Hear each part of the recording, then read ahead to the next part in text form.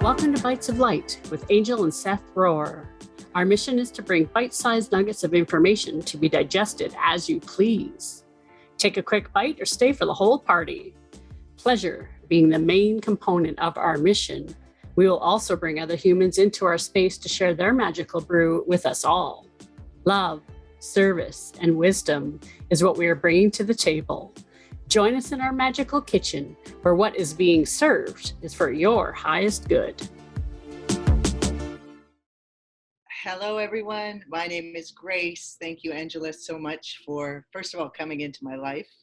And I'm going to say here, being set up to come into my life over a year ago I'm going to not to be too weird, but to say that I'm going to say Spider Woman. So let's bring in the Wonder Woman, Spider Woman characters right away.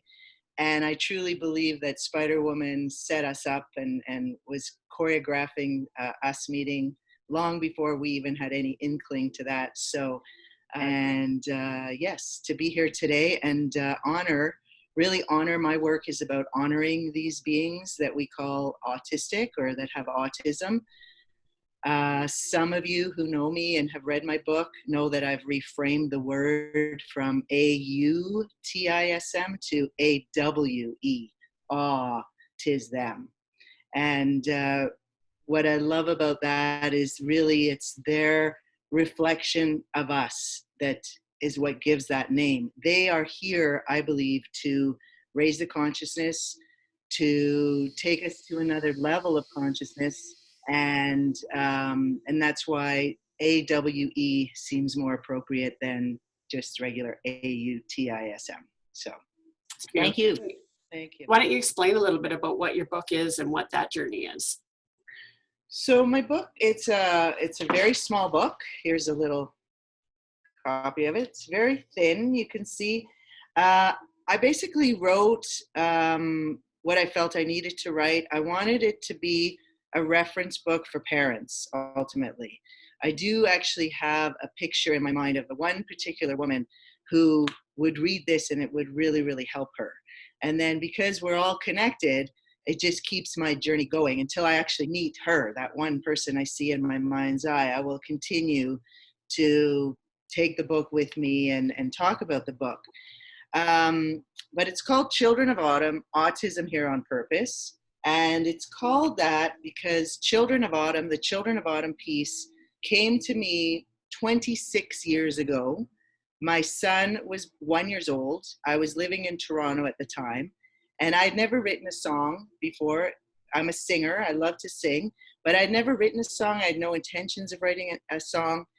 And I was going to the grocery store and he was in the carriage, and all of a sudden I started to sing this song, which I didn't actually take too much.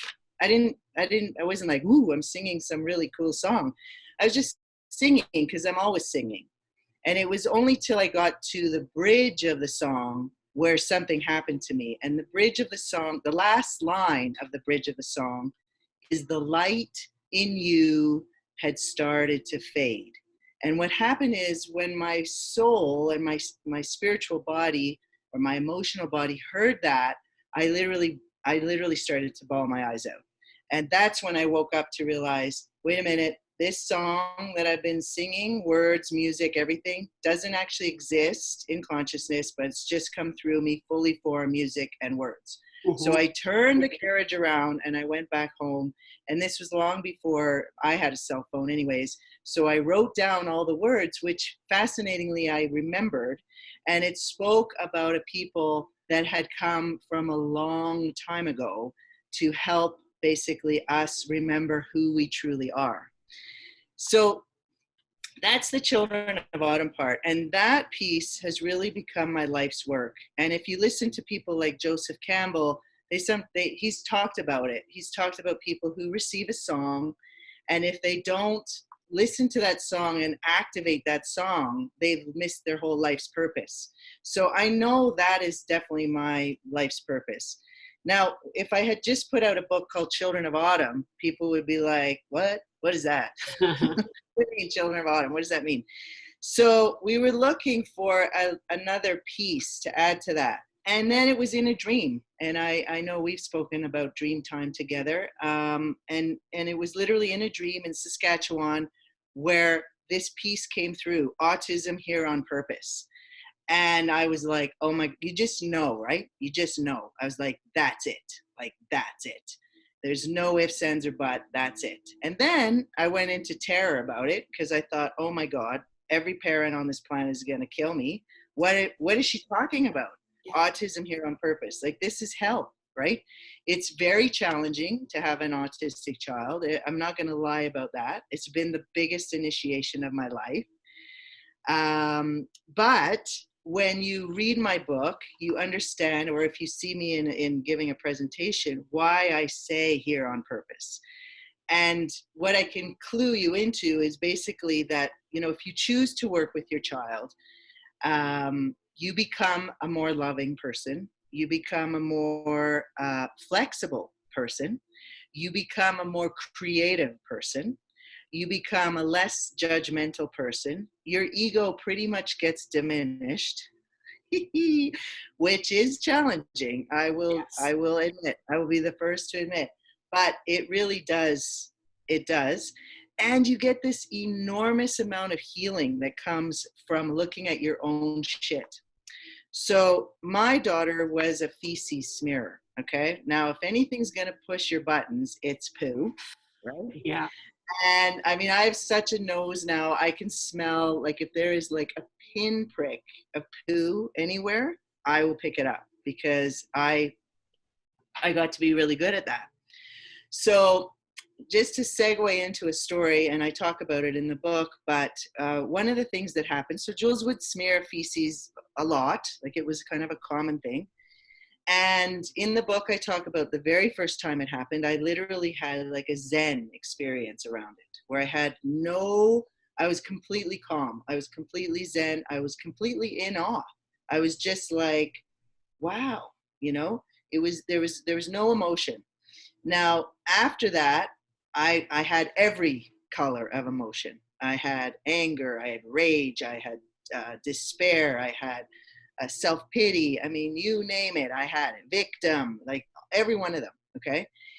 But luckily, I'd gone to this place called the Options Institute, and then it was further drilled into me to work with a process called the dialogue process, where I started to decipher the beliefs that I had around these emotions. So why was I responding like this? And I did a ton of dialogues. I did a ton. But what was really fascinating, Angela, was I started to recognize my own shit. Mm-hmm. And I started to recognize my own beliefs that were causing me unnecessary pain. So it was a big work. It was a big work. But I do have, I brought this out because I was glad to bring this out. One day, I'll just show you this picture here. And this is kind of my tagline these days is, shit happens and then shift happens. Yeah, it's beautiful. And I'll come back to this picture in a second. But one day I was on the phone. My mom was still alive. And we had a playroom by this point set up for Julianne, where we worked with her one-on-one. Because my daughter, when we started working with her, was 7 years old. She had been misdiagnosed. She was nonverbal. She basically could do nothing except for use her hands and walk. Okay, she didn't speak. She didn't do anything. Like, she didn't write. She didn't read. Nothing.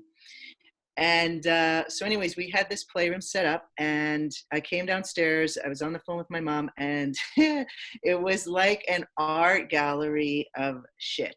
Okay, so excuse my French for anyone who's not familiar with that word, but it was literally like I was on the phone with my mom, and I said, I gotta go. Right, so goodbye to you right now. Yeah. Clean up Julianne, right? Take her to the bathroom, clean her up, into the shower she goes. And then for some strange reason, and again, I knew I needed to document it. Now I could say for funding purposes at that point, but I think it was bigger than that. I think it's part of the story now. Yes. And so we had to go downtown. I didn't have a camera. So we got one of those crappy little, no pun intended, cameras that, you remember those little Instamatic ones? Yeah. Yep.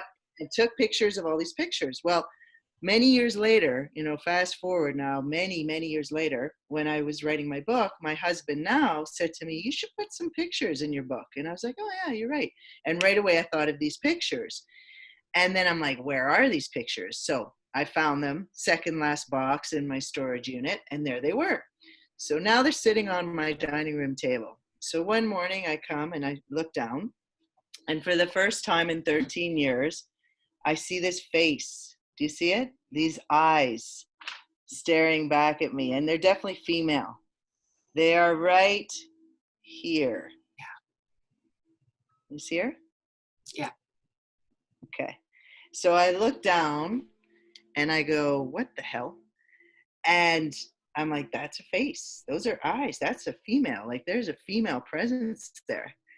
So I take the picture across the street. And at the time I had some girlfriends living in this house across the street. And I go to the one friend, Lynn, what do you see in this picture? And she's a very high frequency woman, lived in a ashram, like meditated many, many hours.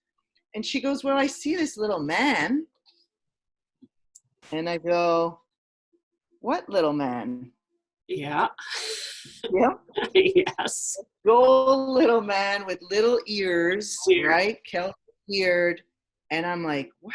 So now we're looking at this picture, okay? And we're finding all kinds of stuff. We're finding animals. We're finding other faces. We're finding dream catchers. We're finding X marks the spot. I mean, we're finding a lot of different things. And my other girlfriend, funny enough, she's talking to this fellow she was dating at the time. And she's like, yeah, and my girlfriends are looking at a picture of shit. And, it's quite funny, right? But the coup de grace of everything that we found was this guy. And can you see where my finger is? Yeah, the eyes and the nose. And there's a little hat. Yeah. And it's Merlin. And there's a beard. It's Merlin the magician is in there. And that was the coup de grace, because I was like, oh my God, Merlin is in here. And so my friend Lynn was like, Grace, this is shamanic. Like, this is shamanic. Like, this is not a coincidence.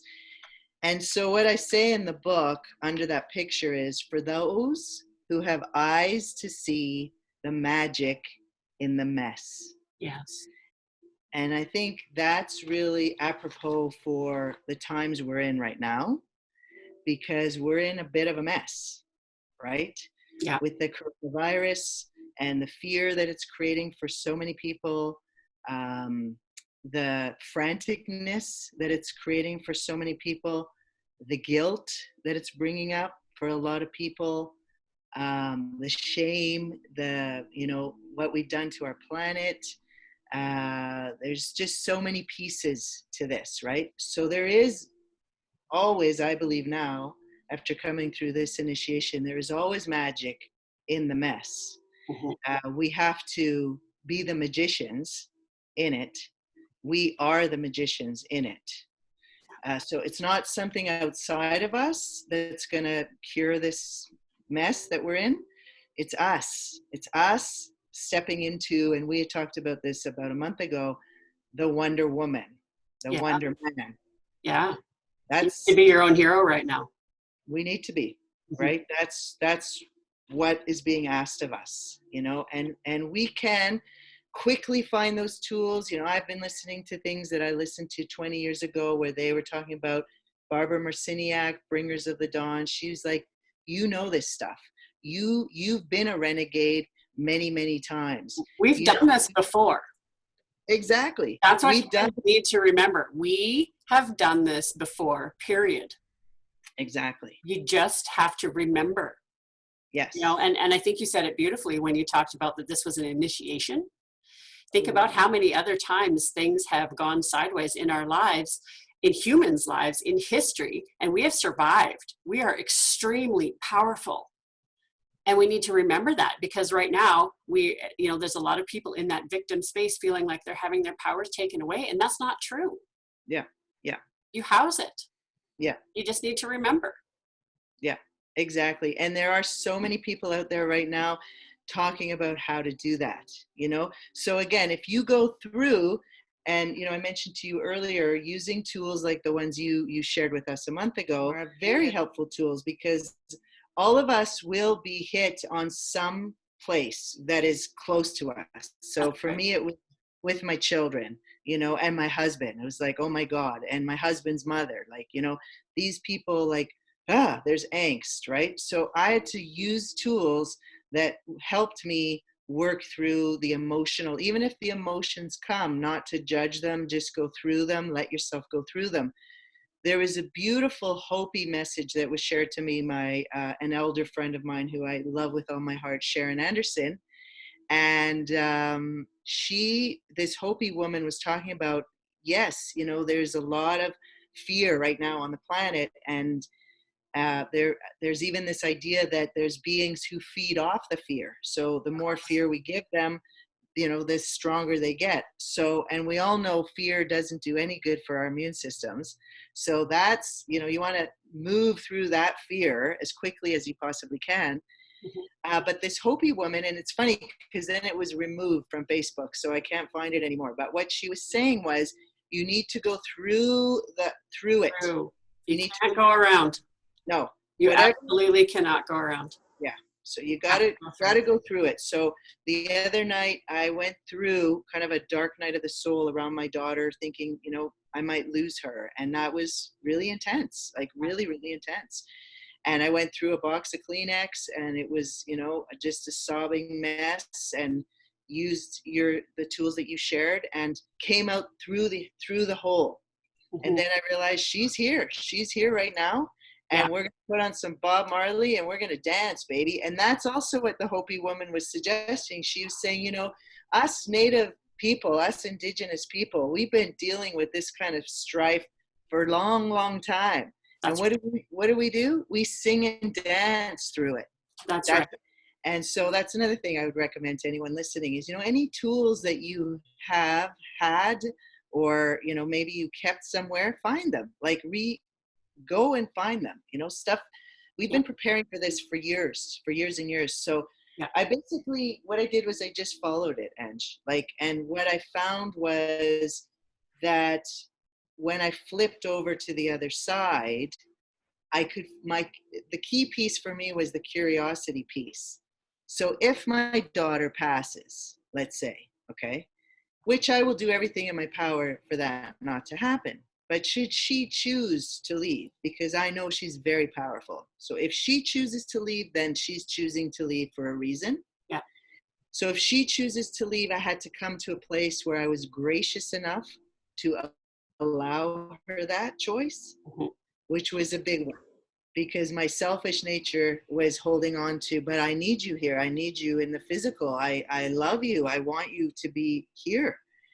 And I realized, maybe that's not the most generous approach. Maybe having autism and being a way shower hasn't been the easiest gig on the planet.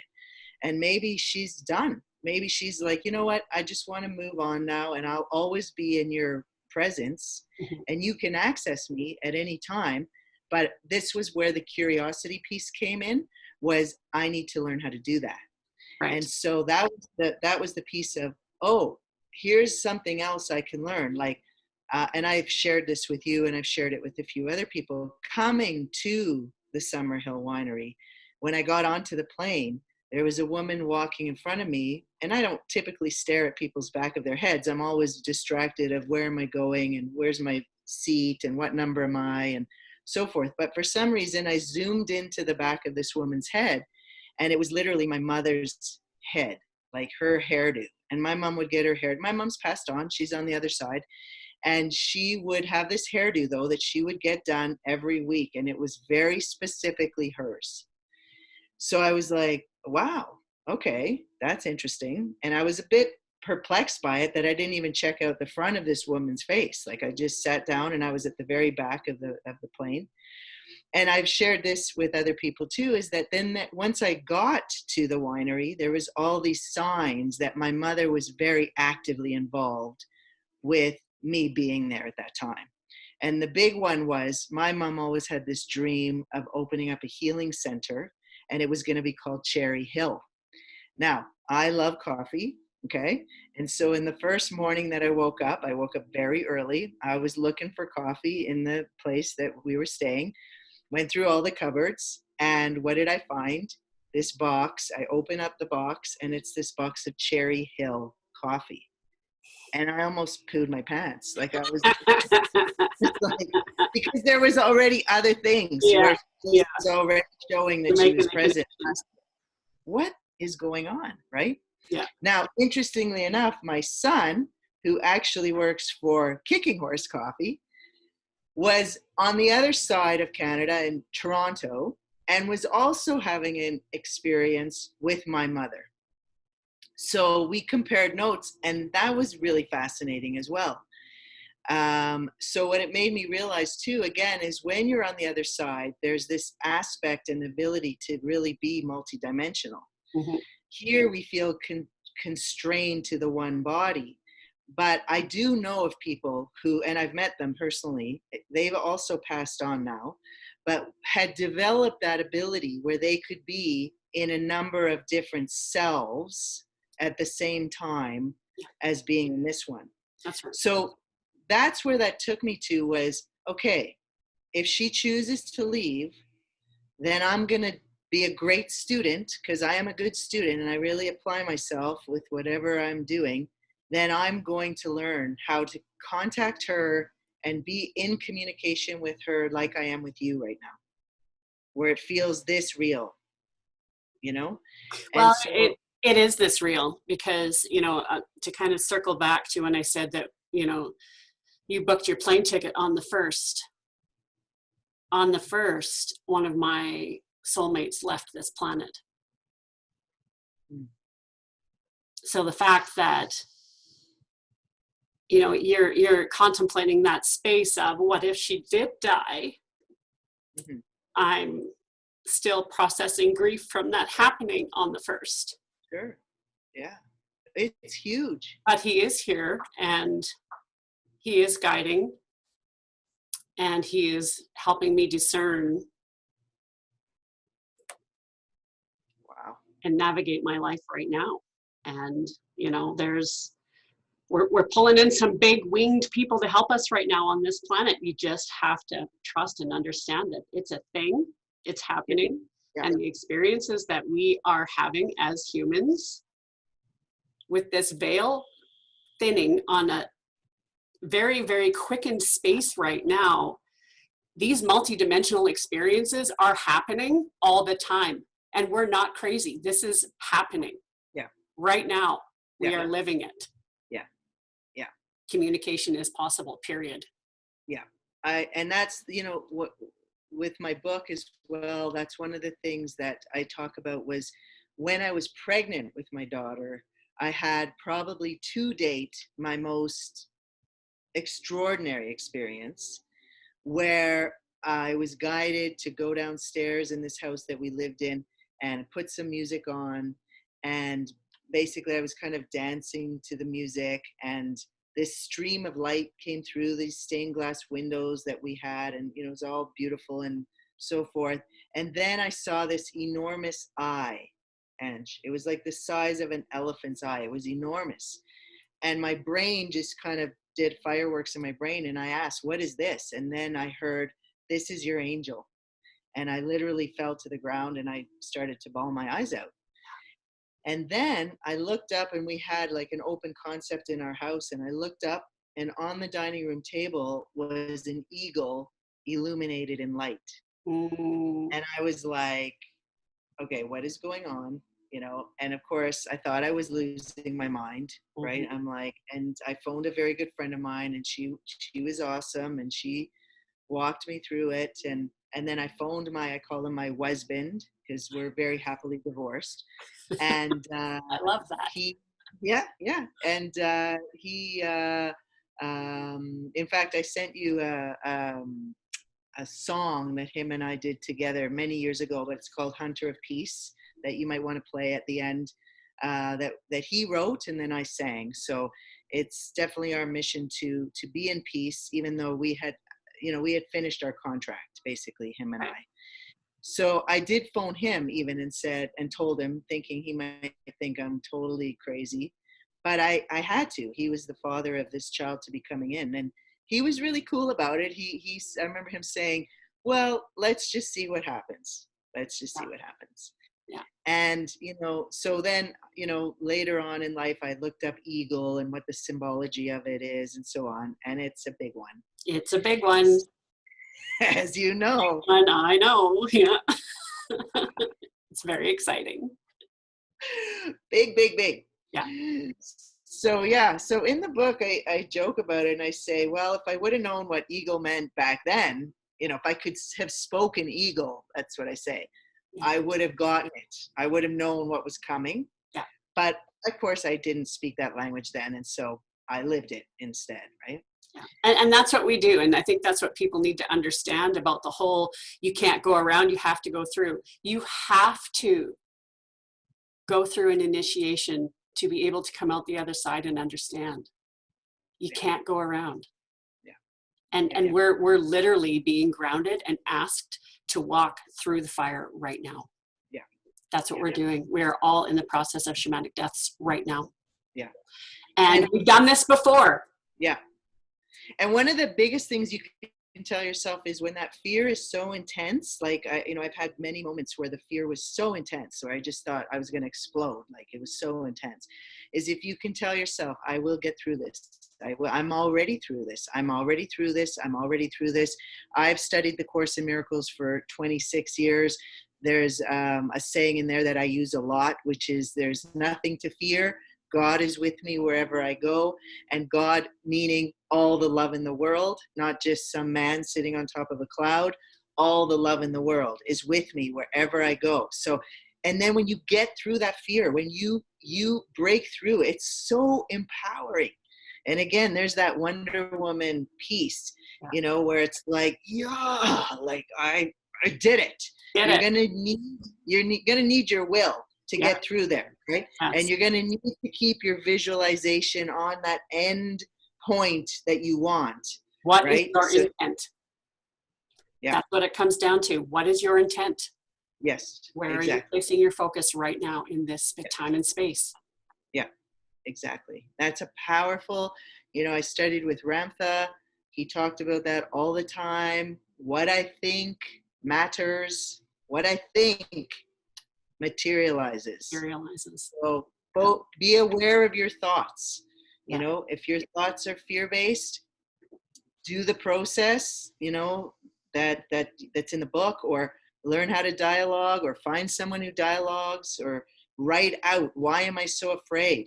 Tony Robbins, he talks about the why. Why? Find out, why am I so afraid? What am I so afraid of? I mean, in my case, it was losing, death. That's the ultimate fear. Yep. Everything goes back to that. That's our ultimate fear of the loss of the body. Mm-hmm. Right? So, and it's not easy. I'm not saying it is. I'm not like, oh yeah, just, No, it isn't. But the more you do it, and the more, what I found that is helping for me is if you go back into your life and say, okay, yeah, I got through that. It was horrific, but I survived it. I got through that. And, we all have these places in our lives where we're at choice. Are we going to be a victim, or are we going to be our own champion? Yeah. And you're at choice at every second of your day. You are at choice, but to have choice, you have to be aware. Yeah. And understand that you do have the power to make that choice. What is your intent? Yeah. Yep. And sometimes, have a few props around, something funny like this. Exactly. Right. Okay, I'm changing the vibe of this whole thing. Gotta shake it up. You have to. Yeah. Or, the Irish, they always have a good time if they... Right? But seriously, like when I was working with my daughter, I learned to be outrageous. And that was something that the Options Institute and Jonathan Alderson, who I worked with for years, be outrageous. Like that's what they were telling me, try any way you can to get to this person. It was like opening up a door with keys. Like you try things, and then you have to have a big toolbox. Exactly. And you never have a tickle trunk, so why not make it a little bit more fun? And add the creativity piece. It doesn't have to be huge, painful work. This can be fun. It's all about perception. Yes, yes. And the truth of the matter is, as we all know, you know, especially like I'm now officially senior in some parts of the world, that we are all moving towards that physical death. We are. Every day that goes by, every minute that goes by, I'm getting that much closer, right? I always toast to 200 years of life. You witnessed me doing that with a couple of glasses of wine. Yeah. Best wine in the world right there, Pyramid Summit Winery. And so I'm intending to be here a long time. Mm-hmm. But at some point, I'm going to leave. And nobody escapes alive, period.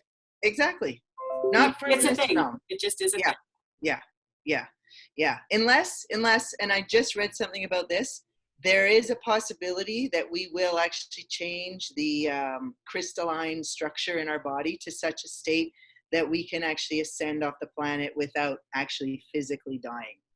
Then let's start setting intent towards that. Yeah, I just read that just the other day. Yeah. So, you know, Children of Autumn, I want to bring up too, people like Greta Thunberg, you know, or Thunberg, like she's on the autism spectrum.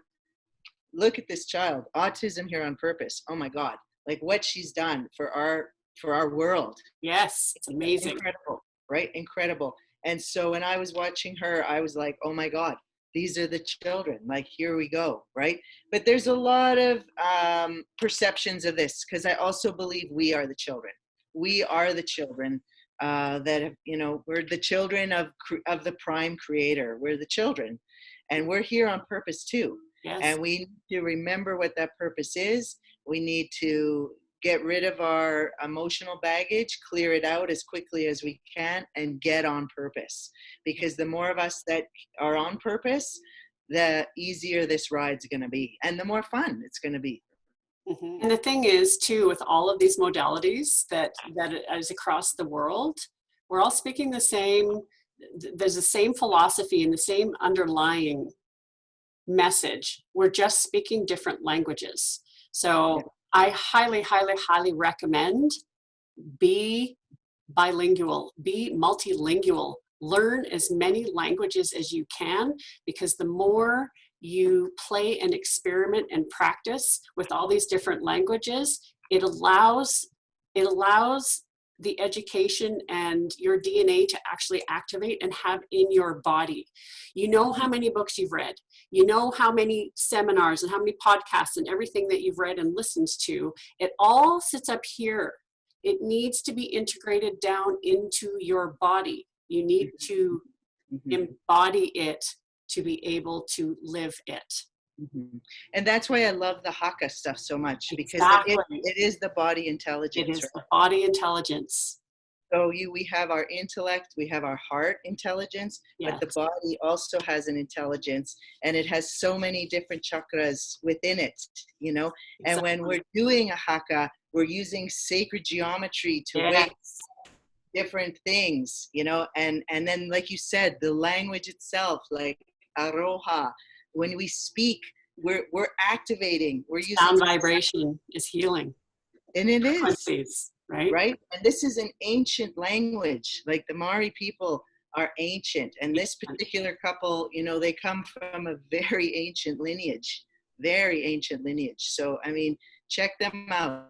Grandmother's Healing Haka. They've been amazing for both my husband and myself. My dog, you know. There's some force, that's all I'm going to say, that's been bringing us all together. We talked about that too with Healing Wolf, of course, that's been working us for years, actually now. Years. Not just 6 months or 2 weeks, but years. And we've been listening. And everyone has the capacity to listen, because we're all wired at choice. You just have to choose to listen. Yes. And sometimes it's fearful to get out of, as Ramtha would call it, the monkey mind. Yes. What box that you're used to. But trust yourself. You know, boxes are, you know, there's a reason why that monkey mind is so adamantly trying to stop you, because it's afraid. It's afraid of the unknown. And Ramtha would always talk about that. Make known the unknown. Like, trust that if you're being guided to try a new supplement or try this procedure or go to Haka or whatever, do it. Do it. Do it. It's gonna open dimensional doors for you. Yeah. Yeah. And if you're pulled to certain teachers, lean in, be multilingual. It's okay to have many teachers. It's important. And right now it's really important because everybody speaks different languages. Yeah. And you need to find the person that's going to speak the language that's going to unlock your key. Yeah. Yeah. And that's really been the journey of my daughter, working with my daughter, unlocking her keys. How do I get her to talk? How do I get her to read? How do I get her to ski? How do I get her to ride a bike? How do I get her to do these things? Yeah. And we tried many, we tried and used costumes and all kinds of different things, specifically for parents. If there's parents out there or grandparents watching this around autism, I'd recommend 2 sites, the Sunrise program, which is through the Options Institute, and IMTI, Jonathan Alderson, he is in Canada. Both of those organizations, and they've of course come together. Jonathan was trained through the Options Institute originally, so there's a weaving there that went on. They both share amazing information and potentials for people on the autism spectrum. And so, aside from all the other craziness that's going on the planet, just know that your child can learn. They can get better. They can blow you away. And they have to share. They're teachers. Sorry? They have gifts to share, and they are teachers here as well. Oh yes, yeah, absolutely. Anyone who's worked with my daughter will tell you that she was definitely one of their teachers. Absolutely.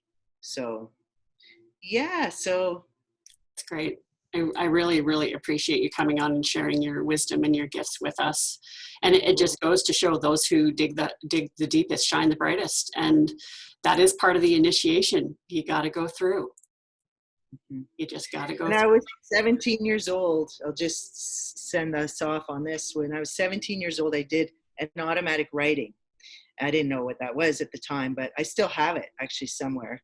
And you just reminded me of it because one of the things that came through was about digging deep, like that, and going in there and really, not giving up, like just really digging deep.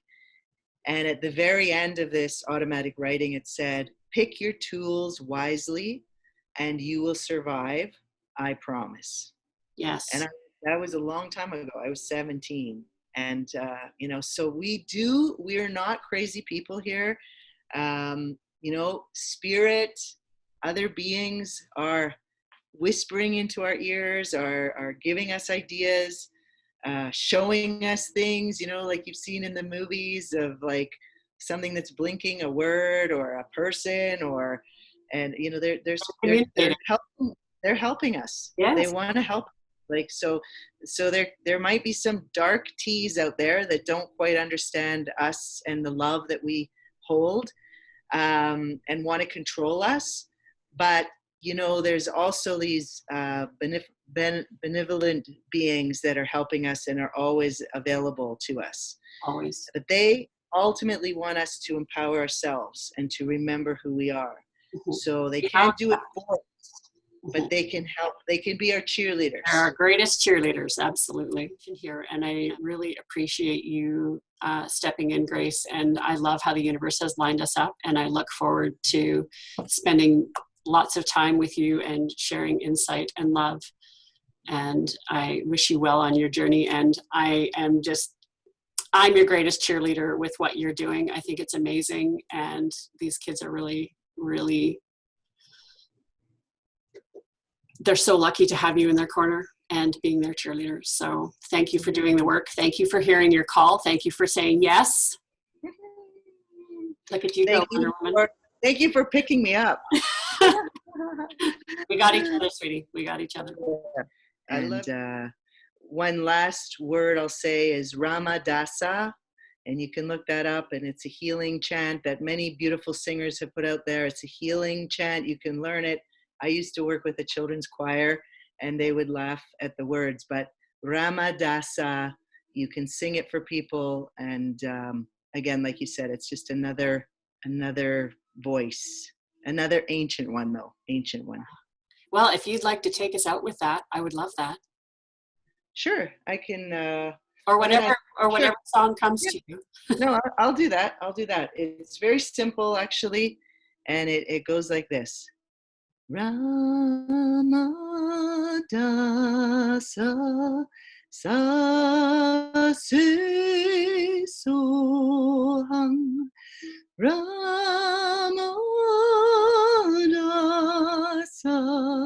sase soham Ramadasa sase soham Ramadasa sase soham.